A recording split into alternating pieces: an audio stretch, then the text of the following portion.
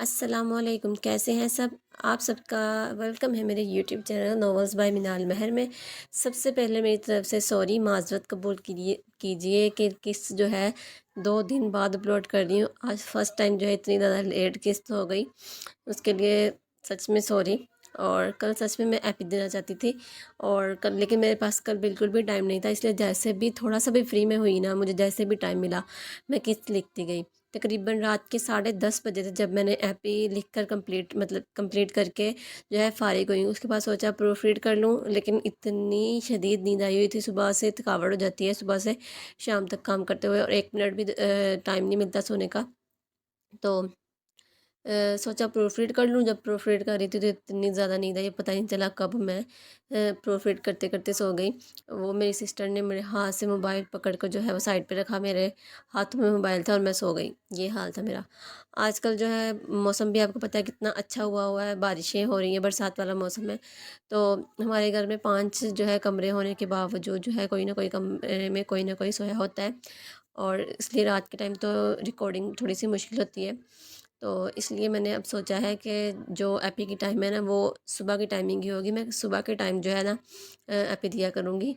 और हाँ, आज जो है शाम के टाइम जो है स्टार्टिंग से जो है किस्त नंबर 9 जो है अपलोड कर दूँगी। तो बिना वक्त ज़ाया किए, ज़्यादा बातें लंबी हो जाएंगी अगर मैं और मज़ीद बात करूँगी, फिर आप लोगों को ही टेंशन होती है कि आप पहले 5 मिनट हमारे ज़ाया कर देती हैं, तो ज़्यादा लंबी बातें नहीं करते। वैसे मैंने इस बात पे गुस्सा किया है, भाई आप लोग 4-5 मिनट मेरी बातें नहीं सुन सकते। और चले ठीक है, इतनी ही बातें बहुत है, फिर आप लोग गुस्सा करेंगे। इसलिए आप लोग हम बातें नहीं करेंगे, आप लोग किस्त पढ़ें, किस्त को एंजॉय करें और मुझे इजाज़त दें। अल्लाह हाफिज़। जी, तो आज मैं आपके लिए लेके आई हूँ किस्त नंबर 111 पार्ट 2। आज बारात का फंक्शन बहुत बड़े पैमाने पर शहर के मशहूर बैंक्वेट हॉल में किया गया था। अफंदी हाउस में इस वक्त अफरा तफरी का समा था। किसी का जूता नहीं मिल रहा था और किसी का दुपट्टा। आधे घंटे के अंदर अंदर मुझे सब तैयार मिले, वरना यहीं छोड़ जाऊंगा। यजदान ने लाउंज में खड़े होकर बुलंद आवाज़ में ऐलान किया था। लड़कियों के हाथों में मज़ीद तेज़ी आई। सबको अपनी अपनी फ़िक्र पड़ गई कि कहीं वो ही ना रह जाएं। बाबा, मैं अभी रेडी नहीं हुई, मुझे छोड़कर नहीं जाना। धानी ने यजदान की बात पर रेकिंग के नज़दीक खड़े होते बताया था। आफत की पुड़िया, तुम क्या आसमान से गिरी हो जो तुम्हारा वेट किया जाएगा? तुम मज़ीद 5 मिनट में नीचे ना हुई तो मैं तुम्हें तुम्हारे कमरे में बंद कर दूंगा। शामिर ब्लैक पेंट कोट में मलबूस तैयार लाउंज में आया था। वो कल से शामिर से बात नहीं कर रही थी। अभी शामिर इसे बहाने बहाने से बुलाने की कोशिश कर रहा था। ऐसे ही बंद कर देंगे? मेरे भाई मेरे बगैर अपनी बारात लेकर नहीं निकल सकते, गारंटी दे सकती हूँ। मेरे तीनों भाई मुझसे बेहद मोहब्बत करते हैं। वो इसे सिरे से नज़रअंदाज करती यजदान की तरफ देखती हुई बोली। नीर ने खुलस कर इसे देखा, जो कल से 10 दफ़ा इसे बता चुकी थी कि इसके 3 भाई हैं। मेरा बच्चा, जल्दी से रेडी हो जाओ, तुम्हारे बगैर जा सकते हैं? यजदान दानीन का चेहरा देखकर बोला। ओके बाबा। वो यजदान की तरफ मुस्कुराहट उछालते हुई बोली। ये चुड़ैल कल से मेरे साथ ये कर रही है। मीर शिकायती अंदाज में यजदान की तरफ मुड़ता हुआ बोला। जब तुम्हें पता है कि इसे नाराज़ करके तुम्हारा गुजारा नहीं है, तो क्यों पंगे लेते हो? यजदान ताज्जुब से इसे घूरता हुआ बोला। जब तक इसे छेड़ ना लूँ मुझे सुकून नहीं मिलता। मीर कंधे अचका कर बोला। शर्म तो नहीं आती? यजदान सर नफ़ी में हिलाता इसके कंधे पर हाथ मार कर रह गया। सब लोग इस वक्त रेडी होकर लाउंज में मौजूद थे। दानीन रेड कलर की मैक्सी में मलबूस थी, जिसमें इसकी जिप ही निराली थी। अरूश भी आज पिंक कलर की मैक्सी में मलबूस बेतहाशा हसीन लग रही थी। फरिश्ते डार्क ग्रे कलर की मैक्सी में मलबूस थी। वो अपनी बेतहाशा खूबसूरती के साथ वीर का दिल बुरी तरह धड़का चुकी थी। वीर की नज़रें भटक भटक कर इसके मोमी वजूद पर अटक रही थी। वो नज़रों का ज़ाविया बदलता खुद पर बंद बांध गया। باسل گولڈن جبکہ حازم بلیک کلر کی شیروانی میں ملبوس تھا۔ دونوں ہی ہینڈسم لگ رہے تھے، چہرے پر الگ ہی خوشی نمایاں تھی۔ مختلف رسموں کے بعد وہ لوگ بارات لے کر افندی ہاؤس سے نکلے۔ حجاب اور پارسا تیار ہو کر پارلر سے سیدھا میرج ہال میں پہنچی تھی۔ اس وقت وہ دونوں برائڈل روم میں بیٹھی تھی۔ دونوں اس وقت ڈیپ ریڈ کلر کے لہنگے میں ملبوس تھیں۔ آج دونوں ہی بے تحاشا حسین لگ رہی تھی۔ زید مائرہ اس وقت اس کے نزدیک براجمان تھے۔ زید کتنی ہی بار اس کا ماتھا چوم چکا تھا۔ مائرہ اور زید کی آنکھیں بار بار نم ہو رہی تھیں۔ میری شہزادی آج کتنی پیاری لگ رہی ہے، اس کا نصیب اس سے بھی پیارا ہو، زید اس کی ہتھیلیاں چومتا ہوا بولا۔ میری گڑیا اتنی جلدی بڑی ہو گئی، ابھی تو اتنی سی تھی، مائرہ نم آنکھوں سے بولی۔ ان کی باتیں حجاب کی آنکھیں مزید نم کر رہی تھی۔ الہام حال کی ساری تیاریاں دیکھتے اب اندر آیا تھا۔ وہ حجاب کو دیکھ کر وہی دروازے پر ٹک گیا۔ اس کی چھوٹی سی گڑیا آج کتنی بڑی ہو گئی تھی۔ وہ چھوٹے قدم اٹھاتا اس کے نزدیک آیا۔ آج تو میری حجاب حوروں کو بھی مات دے رہی ہے، وہ اس کا ماتھا چومتا ہوا بولا۔ حجاب نم آنکھوں سے مسکرا دی۔ وہ کتنی ہی دیر یوں ہی چھوٹی چھوٹی باتیں کرتے رہے۔ مائرہ الہام کے لیے جگہ چھوڑتی خود پارسا کے نزدیک بیٹھ گئی۔ اس نے پارسا کے سر پر ہاتھ رکھ کر اسے پیار دیا۔ مائرہ کو وہ اداس سی گڑیا بالکل اپنی حجاب جیسی لگی۔ پارسا سامنے والے صوفے پر بیٹھی نم آنکھوں سے انہیں دیکھ رہی تھی۔ باپ تو بہت پہلے منو مٹی تلے جا سویا تھا، مگر آج اسے اپنی ماما کی یاد شدت سے آ رہی تھی۔ یاد تو وہ انہیں روز کرتی تھی، مگر آج اس کا دل بھر آ رہا تھا۔ وہ ان کی آغوش سے لگ کر اپنی نئی زندگی کا آغاز کرنا چاہتی تھی۔ انہیں بتانا چاہتی تھی کہ ان کی بیٹی کا نصیب بے رنگ نہیں رہا، ان کی بیٹی کی زندگی میں بھی خوشیوں کے رنگ بھر گئے ہیں۔ آج تو میری دوسری بیٹی بھی بے حد پیاری لگ رہی ہے۔ مائرہ نے اس کی نم آنکھوں کو دیکھ کر اسے سینے سے لگایا تھا۔ پارسا سسک کر رہ گئی۔ بارات آنے کا شور مچا تو الہام اور زید ان کے نزدیک سے اٹھ کر باہر کی جانب بڑھ گئے۔ بارات کا نہایت شاندار طریقے سے استقبال کیا گیا۔ حازم اور باسل شاہانہ چال چلتے اندر کی جانب بڑھے۔ سب کی باہمی رضامندی سے پارسا اور باسل کا نکاح دوبارہ ہونا تھا، کیونکہ اس وقت جس حالات میں نکاح ہوا تھا سب سمجھتے تھے دوسرا کوئی بھی اس کے نکاح میں شریک نہیں تھا۔ پارسا کو نکاح کی خبر پہنچ چکی تھی، اسے بھلا کیا اعتراض ہونا تھا۔ پارسا سر پر گھونگھٹ ڈالے بیٹھی تھی، کیونکہ نکاح خواں آنے والے تھے۔ پارسا کو یوں محسوس ہوا جیسے اس کے ساتھ کوئی آ کر بیٹھا ہو۔ پارسا میری جان، اپنی ماں کی آواز سن کر وہ حیرانگی سے ان کی طرف مڑی تھی۔ انہوں نے پارسا کے چہرے سے دوپٹہ پیچھے کرتے اس کے عارض پر ہاتھ ٹکایا تھا۔ ماما، پارسا کے لب سرگوشی میں ڈھلے۔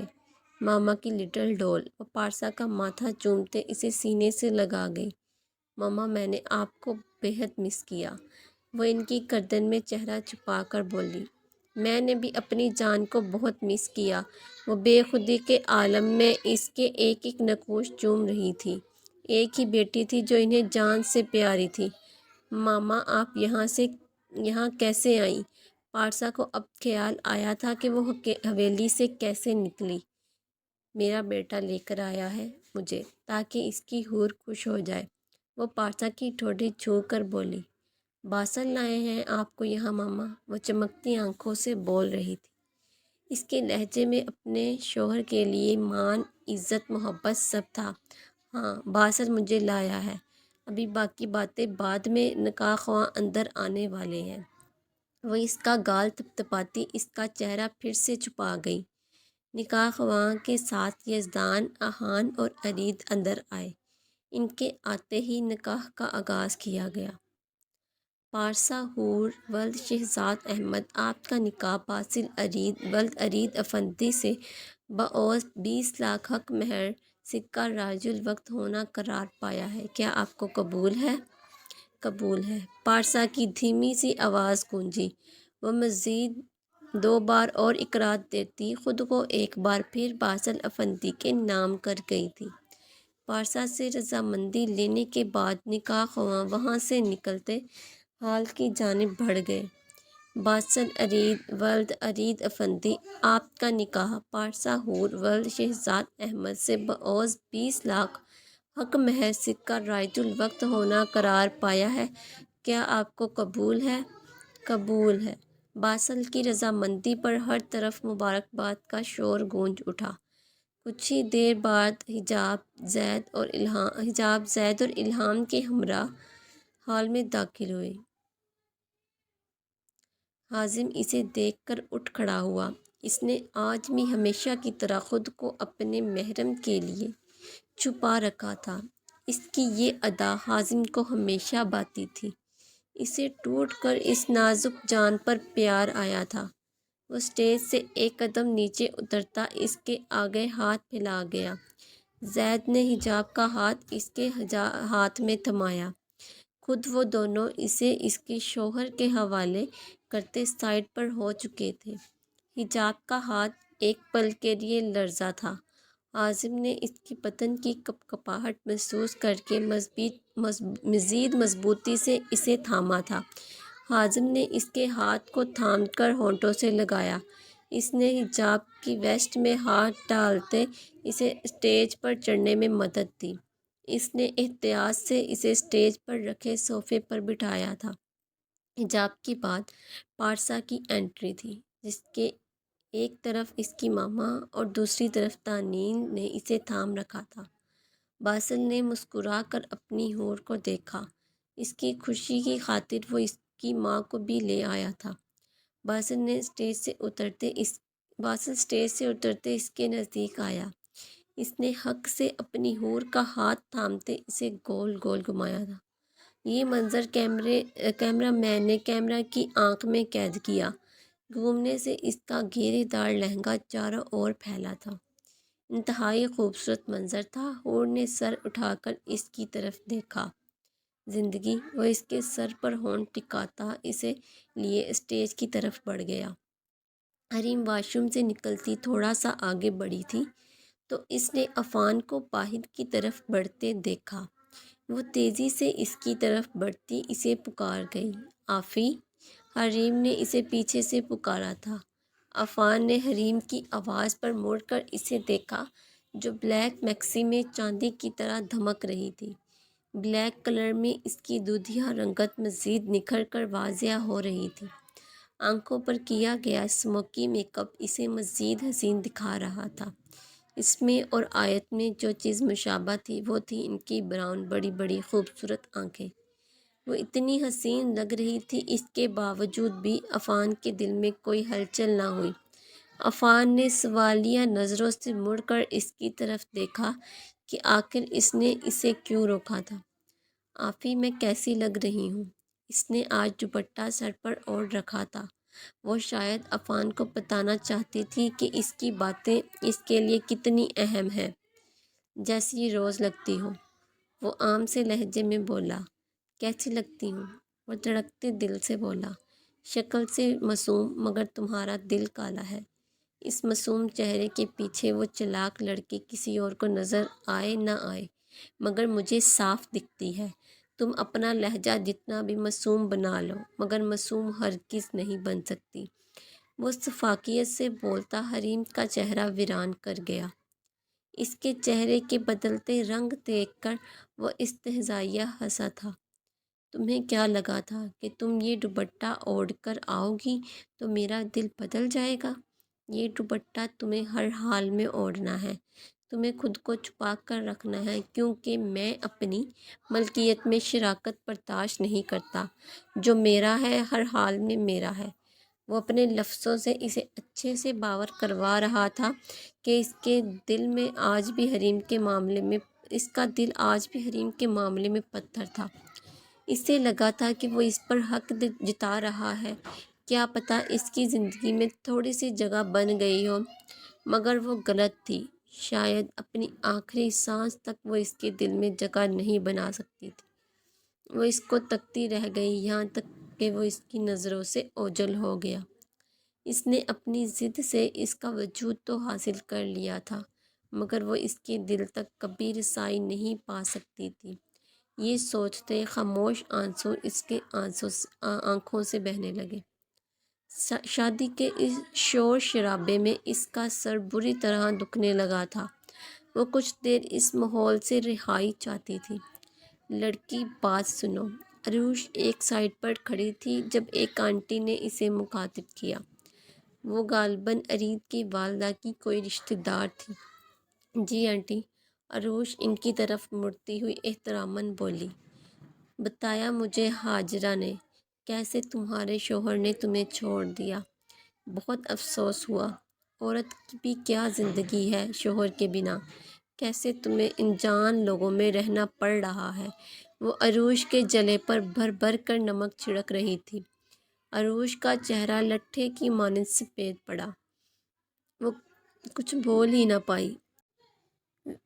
ویسے سوہنی تو ہے، پھر کیوں دوسری عورت کی طرف راغب ہوا تیرا مرد؟ کیا تیرے مرد نے دوسری شادی کر لی؟ کسی عورت کا چکر تھا، ہے نا؟ تیرے پاس تو اولاد بھی نہیں ہے، ورنہ بچہ ہی مرد کے پیروں میں بیڑیاں ڈال دیتا ہے۔ وہ بولتی جا رہی تھی، عروش کا دماغ بند ہوتا جا رہا تھا۔ اس کا دل گھبرا رہا تھا۔ اس کے ماتھے پر پسینے کی بوندیں نمودار ہونے لگی۔ ایکسکیوز می آنٹی، مجھے کام ہے، میں آتی ہوں، وہ مشکل بولی تھی۔ وہ کسی کو بھی مخاطب کیے بنا برائڈل روم کی طرف بڑھی، جو خالی تھا۔ حجاب اور پارسا تو باہر جا چکی تھی۔ وہ صوفے پر گرنے والے انداز میں بیٹھی اس کی پشت پر سر ٹکا گئی۔ اس کو سمجھ نہیں آ رہا تھا کہ اس کی زندگی کس طرف جا رہی تھی۔ بیک وقت کتنی سوچیں اس کے ذہن پر حاوی ہو رہی تھیں۔ اس کا دم گھٹنے لگا تھا، آنکھوں سے گرم سیال بہتا ہوا اس کے عارض کو بھگونے لگا۔ اسے بیٹھے بمشکل 5 منٹ گزرے تھے جب کوئی دبے قدموں کمرے میں داخل ہوا۔ وہ غور سے اس کے نقوش کو نہار رہا تھا۔ اس کی جلتی آنکھوں کو راحت ملی تھی، مگر اس کے بھیگے عارض کو دیکھ کر اس کا دل مچل اٹھا تھا۔ دل بے قرار ہوا تھا اس کے آنسو پہنچنے کو۔ عروش کو خود پر نظروں کی تپش محسوس ہوئی تو اس نے آنکھیں وا کر کے سامنے دیکھا، جہاں ماہر کھڑا اسے تکنے میں مصروف تھا۔ عروش فوراً سے اٹھی تھی۔ مجال تھی جو یہ بندہ اسے سکون لینے دیتا۔ کیوں آپ بار بار آ جاتے ہیں؟ آج صبح سے جانے کیوں اسے اتنا غصہ آ رہا تھا۔ اوپر سے کچھ دیر پہلے ہونے والے واقعہ اس کا حواس سلب کر رہا تھا۔ اس کا بس نہیں چل رہا تھا سامنے کھڑے وجود کو جھنجھوڑ کر رکھ دے۔ وہ چیختی ہوئی اس سے مخاطب کرتی ہوئی بولی۔ اس کا دماغ بری طرح دکھ رہا تھا۔ حجاب ہو، پارسا ہو، دانین ہو یا آیت ہو، اس نے سب کو دیکھا تھا، کیسے ان کے شوہر ان پر جان چھڑکتے تھے۔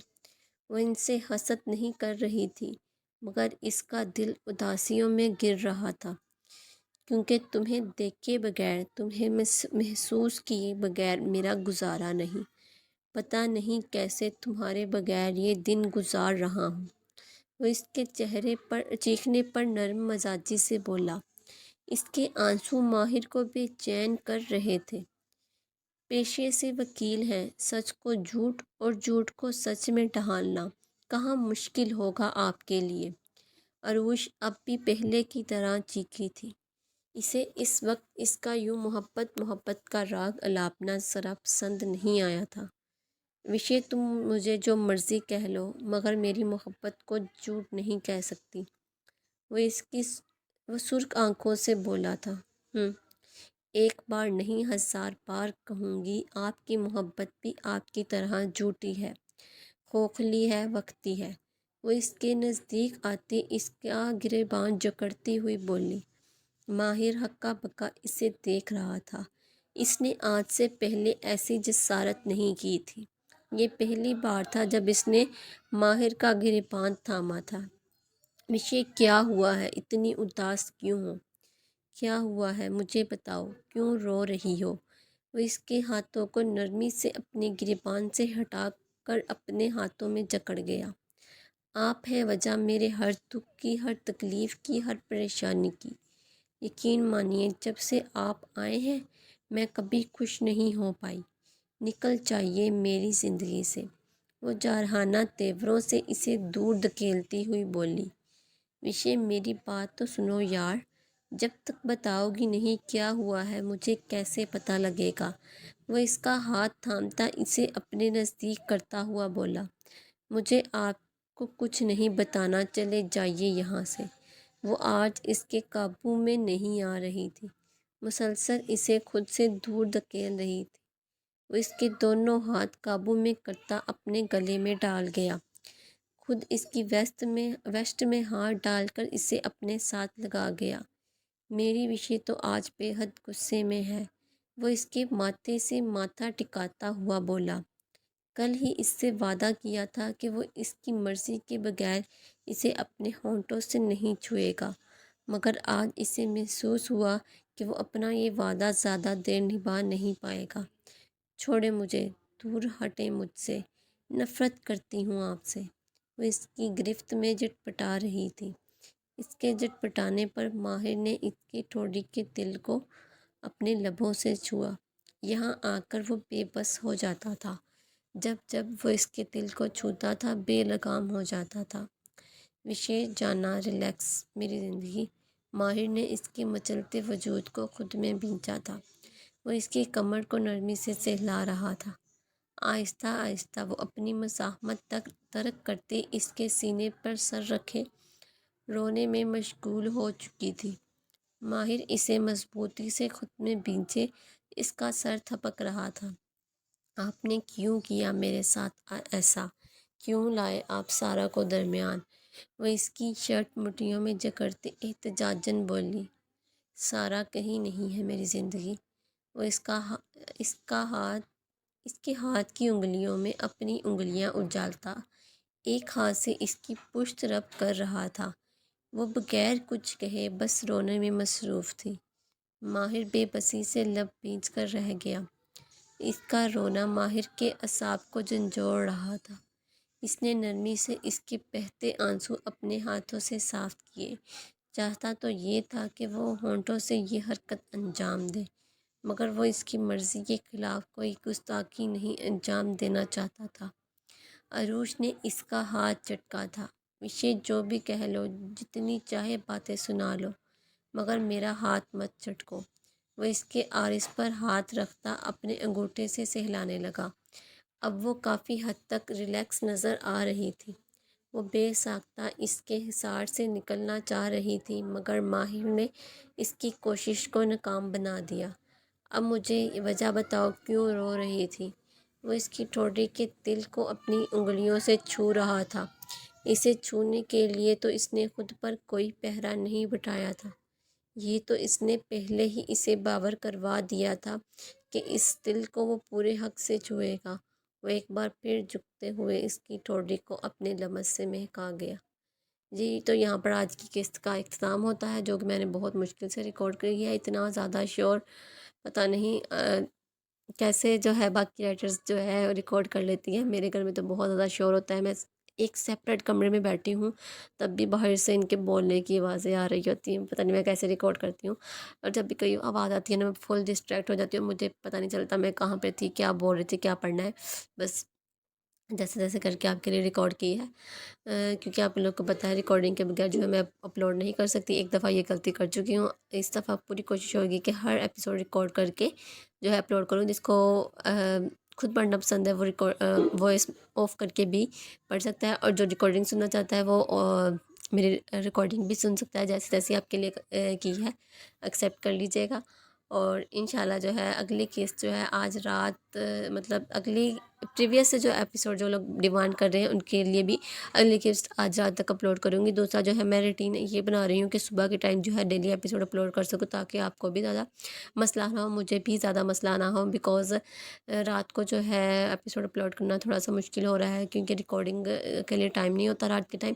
تو صبح جو ہے صبح یہی سوچا ہے کہ فجر کی نماز کے بعد جو ہے میں اٹھی ہوئی ہوتی ہوں، کیونکہ جاب پر جانا ہوتا ہے، تو اسی ٹائم جو ہے پہلے ریکارڈنگ کیا کروں گی، اس کے بعد اپنے جاب پر جانے کی تیاری کیا کروں گی، تاکہ جانے سے پہلے میں اپلوڈ کر جایا کروں، تاکہ مجھے کوئی ٹینشن نہ ہو کہ میں نے آ کر قسط اپلوڈ کرنی ہے۔ جتنا بھی لیٹ ہو جائے تو یہ ایک تو پھر یہ ٹینشن نہیں ہوگی کہ قسط اپلوڈ کرنی ہے، یہ ایسے تو یہ کوشش ہوا کرے کہ رات کو قسط ریڈی رکھا کروں اور فرسٹ ٹائم اٹھ کر اس کی ریکارڈنگ کر کے آپ کو دے دیا کروں۔